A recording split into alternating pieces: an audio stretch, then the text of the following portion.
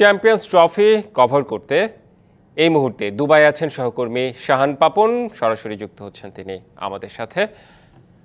পাপন, দুটো বিষয় জানতে চাই যে গতকাল ভারতের বিপক্ষে হারে টাইগারদের মানসিক অবস্থা এখন কেমন, আর তারা পাকিস্তানে রওনা হয়েছে কিনা জানতে চাই বিস্তারিত। মানসিক অবস্থা বরাবরই যেরকম থাকে, অর্থাৎ ম্যাচ হারের পর কিন্তু আসলে খুশি হওয়ার কোনো কারণ থাকে না, কিন্তু সেটা ভিতর ভিতর ক্ষেত্রেও যেটা হয়ে থাকে আর কি।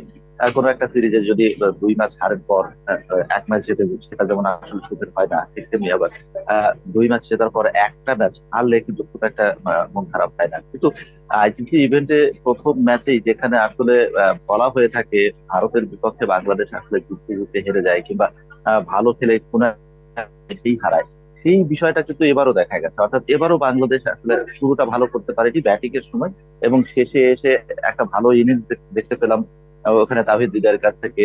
তাকে যোগ্য সঙ্গ দিয়েছেন জাকের আলী, অনেক বাকিরা আসলে সেইভাবে কিছু করতে পারেনি। বোলারদের যে কাজটা করার কথা ছিল, তারা কিন্তু 4টা উইকেট ফেলে দিয়েছিল ভারতের, কিন্তু ভারতের যে ব্যাটিং লাইন, সেখানে তার এগেইনস্টে আসলে এই 228-29 এরকম রান আসলে কিছুই হবার কথা না। তারপরে কিন্তু বোলাররা চেষ্টা করেছেন।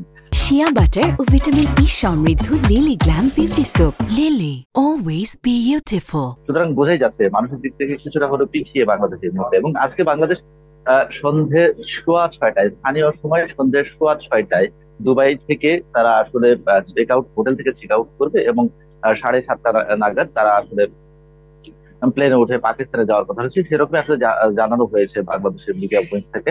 এবং এখনো পর্যন্ত তারা কিন্তু হোটেলই অবস্থান করছে।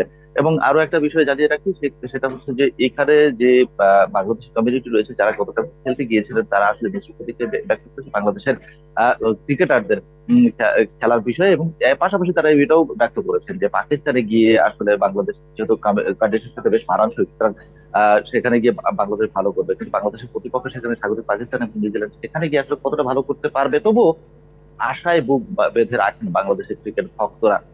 এবং গতকালকে আমরা যেটা দেখতে পেয়েছি, যদি মানে একাদশের দিকে ফেরত যাই, সেখানে মাহমুদুল্লাহ রিয়াদ এবং নাহিদ রানাকে জি, নিয়ে শাহান পাপন, আসলে বিস্তারিত আপনার কাছে আমরা জানতে পারলাম এবং আপনি আপনার পর্যবেক্ষণ জানালেন। আশায় বুক বাঁধতে আসলেই তো সমস্যা নেই।